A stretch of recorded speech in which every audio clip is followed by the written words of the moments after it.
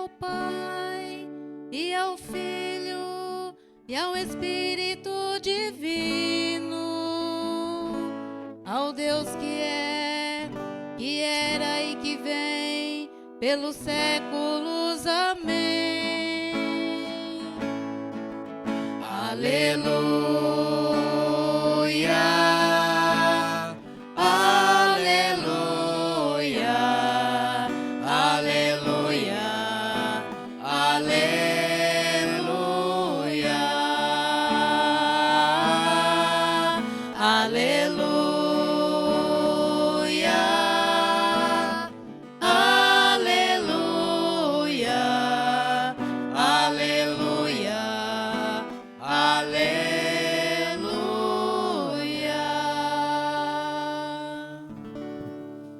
O Senhor esteja convosco. Ele está no meio de nós. Anúncio da boa nova de nosso Senhor Jesus Cristo, segundo João. Glória a vós, Senhor. Deus amou tanto o mundo que deu o seu Filho unigênito para que não morra todo aquele que nele crê, mas tenha a vida eterna. De fato, Deus não enviou o seu Filho ao mundo para condenar o mundo, mas para que o mundo seja salvo por ele.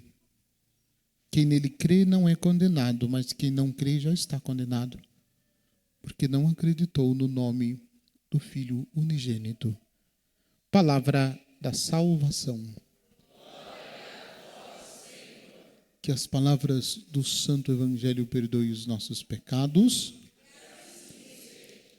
Podem sentar-se um pouquinho. Duas pequenas considerações sobre a palavra de Deus que nós ouvimos.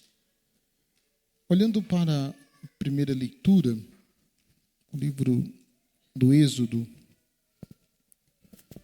nós observamos a oração de Moisés. Moisés é um homem de Deus, não só porque Deus o escolheu, mas Moisés é um homem de Deus porque era um homem de oração. Isso é uma característica bem significativa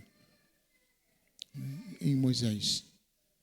E aí o texto relata: Moisés levantou-se quando ainda era noite. Levantou de madrugada, levantou bem cedinho. Isso é um detalhe importante. E subiu ao monte Sinai, como o Senhor lhe havia mandado. Já a atitude de Moisés e a atitude de subir, a atitude de subida é sempre lugar de experiência de Deus. Montanha. Moisés, Elias, Jesus, tantos outros, que quando subiam é porque estavam em profunda oração. E profunda oração denota profunda intimidade com Deus. O Senhor desceu da nuvem e permaneceu com Moisés. Outra expressão que mostra proximidade de Deus. A nuvem, se você observa o livro do Êxodo, Deus estava presente com o povo de Israel desde quando chamou Moisés para libertá-lo. E durante a caminhada, durante o dia, do calor do sol, a nuvem servia de sombra para refrescar do sol. Durante a noite, na escuridão, a nuvem brilhava como luz para conduzir o povo. Durante o sol, é sombra, durante a noite é luz para iluminar a escuridão. Esta presença de Deus, não é a nuvem como nuvem a gente precisa, mas a própria presença de Deus. E aparece 2 vezes no Novo Testamento a figura da nuvem também. Aparece no batismo de Jesus, da nuvem vem uma voz que dizia: este é o meu filho amado. E também lá na festa da transfiguração, quando também da nuvem, né, se ouve a voz do Pai que fala. Então é a presença de Deus. Assim como a montanha é a presença de Deus, a nuvem também é sinal da presença de Deus. O Senhor desceu da nuvem e permaneceu com Moisés. Moisés gritou: Senhor, Senhor, Deus misericordioso, clemente, paciente, rico em bondade e fiel.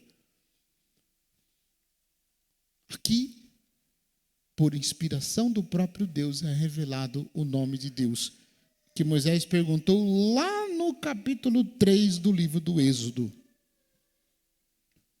O que está escrito no capítulo 3 do livro do Êxodo? O que está escrito lá no capítulo 3 do livro do Êxodo? Ganhei uma passagem para Bom Jesus da Pirapora, para ir a pé, para quem saber. A passagem da sarça ardente, quando Deus chama Moisés para ir libertar o povo. Moisés pergunta, no diálogo de Moisés com Deus, Moisés pergunta qual é o nome de Deus. E Deus diz, não dizendo, eu sou aquele que é. Eu sou aquele que é. E aqui, na experiência de proximidade de Moisés com Deus, é revelado o nome de Deus. Qual é o nome de Deus? Deus misericordioso e clemente, paciente, rico em bondade e fiel. Esse é o nome de Deus. É o nome de Deus. Ele revela sem revelar. Ele mostra sem aparecer. E aí, imediatamente, Moisés curvou-se até o chão, prostrado por terra, disse: Senhor, se é verdade que gosto do teu favor, peço-te, caminha conosco. Embora este povo seja um povo de cabeça dura, perdoa as nossas culpas e nossos pecados e acolhe-nos como propriedade sua.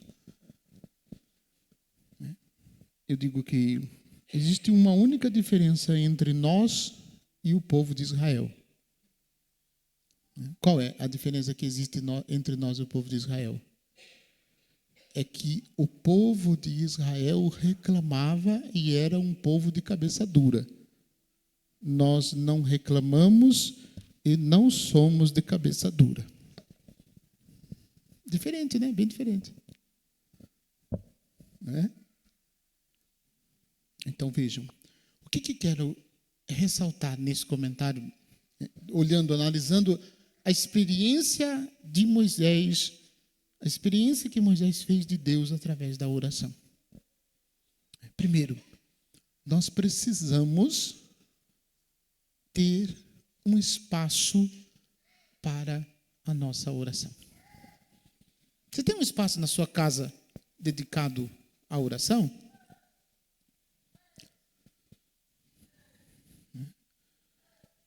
Se você tem um espaço dedicado à oração, quanto tempo você tem dedicado do seu dia para a oração?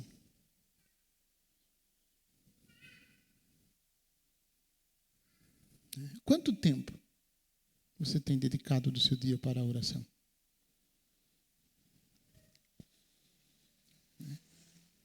E o terceiro aspecto é que na vida de oração nós precisamos de disciplina. Se não tivermos disciplina, a gente não cresce na oração. Eu tenho um amigo que logo quando a gente se conheceu, eu já era padre e no começo eu vou usar a palavra desconcertado com a atitude dele, para não dizer outro adjetivo, desconcertado. Às vezes, precisava de alguma coisa, e ele era um grande colaborador, ligava a ele e pedia. E quando, uma das primeiras vezes que eu liguei, atendia alguém da casa e dizia: ele não pode falar com o padre porque agora está rezando. Naquela hora, estava rezando naquela hora que eu estava ligando. Eu falei: será possível? Alguém não tem tempo para falar com o padre porque está rezando. Falar, será que existe alguém assim? Aí comecei de novo a ligar. Aí falei assim, vou ligar sempre no mesmo horário para saber se realmente. Toda vez que eu ligava, alguém atendia. Agora ele não pode falar com o padre porque está rezando. Isso aconteceu umas 4 ou 5 vezes. Aí eu entendi que realmente era uma pessoa de oração. E no tempo reservado para a oração, podia acontecer o que fosse. A casa podia cair. Ele não saía da oração. Isso é disciplina. Isso é disciplina. E se nós não temos essa disciplina, nós não crescemos, nós não evoluímos. Nós não buscamos, nós não trabalhamos para o nosso aperfeiçoamento, como diz Paulo, na segunda leitura. Nós não trabalhamos para o nosso aperfeiçoamento. E aí nos faz entender que nenhuma oração passa desapercebida por Deus. Nenhuma oração passa desapercebida por Deus. Se nós somos pessoas de oração, nós sabemos que Deus vai responder a oração que fazemos. Muitas vezes não do jeito que a gente quer, mas que Ele responde, Ele responde. Não do tempo que a gente quer, mas que Ele responde, Ele responde. Nunca deixa nenhuma oração desapercebido, passar desapercebido. Agora, a oração, ela deve produzir na minha vida frutos de mudança. Se eu tenho lugar para a oração, se eu tenho tempo para a oração, se eu tenho disciplina na oração, e se eu rezo, eu não posso continuar do mesmo jeito. Porque a oração muda. Não a oração, mas Deus, por meio da oração, muda aquele que reza. E se a gente continua do mesmo jeito que a gente é há 128 anos, é porque... Por que será que a gente continua do mesmo jeito há 127 anos? Então, você conclua como você quiser. E aí eu digo isso por quê? Porque o Deus com o qual nós nos relacionamos é um Deus trinitário. Nós fazemos a experiência do Deus Trindade na nossa oração. Faça um pequeno comentário. Eu trouxe um texto que eu acho que define melhor do que eu estou falando. Uma poesia de um poeta. Pode ser poeta, né? A gente fala que é poesia de um poeta, mas alguém pode escrever uma poesia que não seja poeta, né?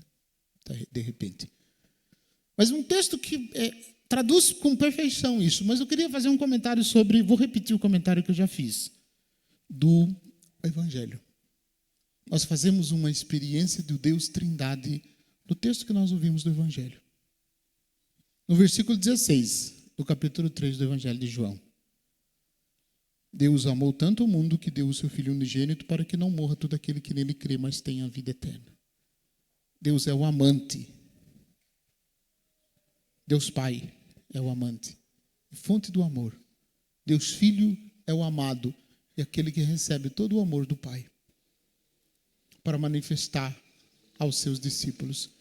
E Deus Espírito Santo é o amor, aquele que é manifestado no coração de todos os discípulos de Jesus.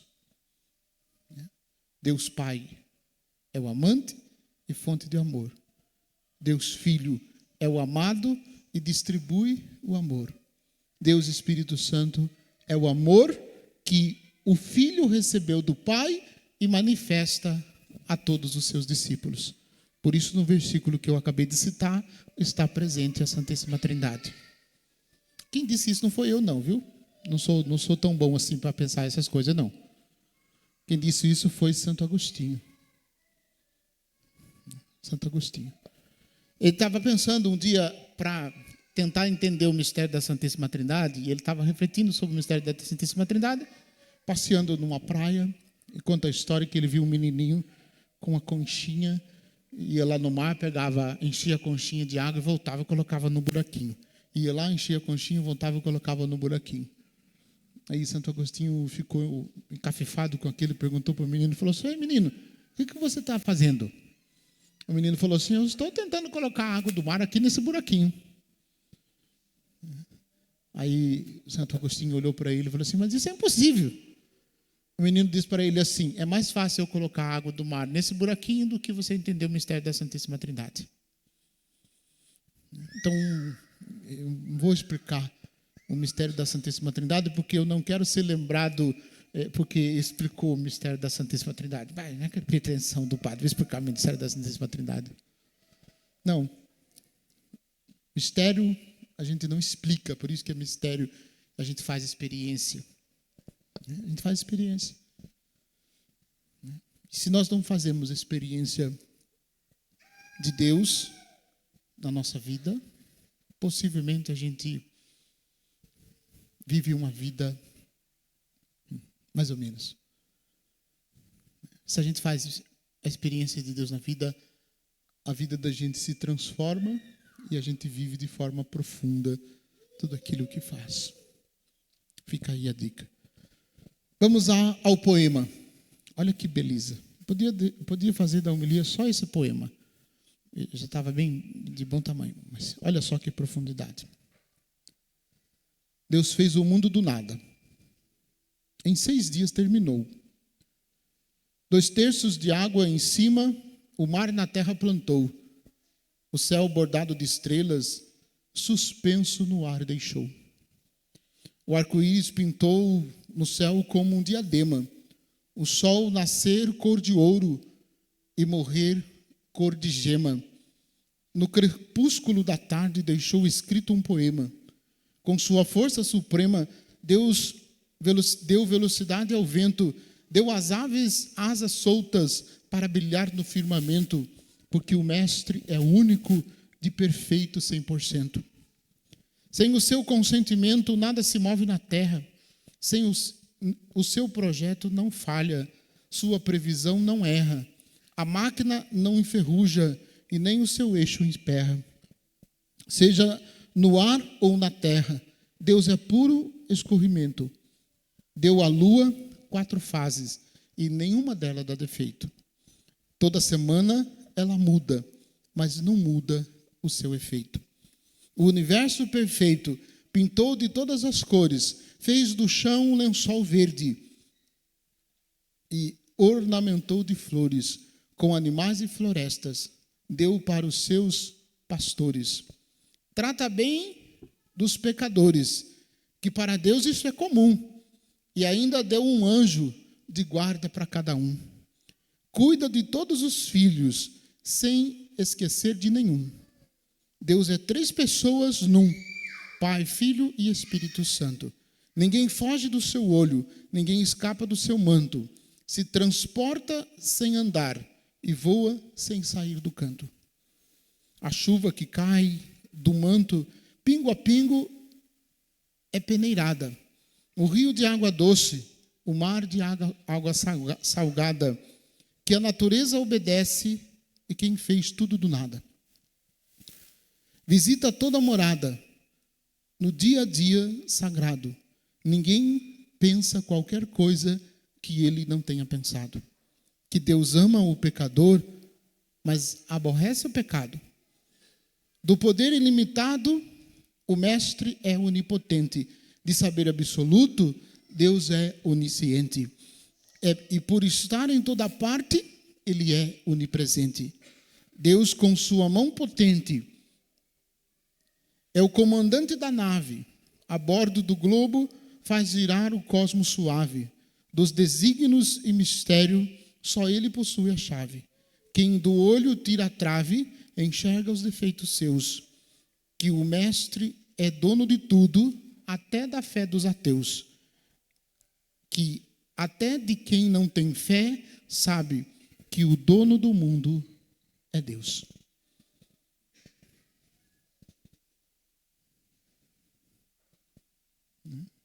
É exatamente a expressão que eu fiquei quando ouvi esse poema.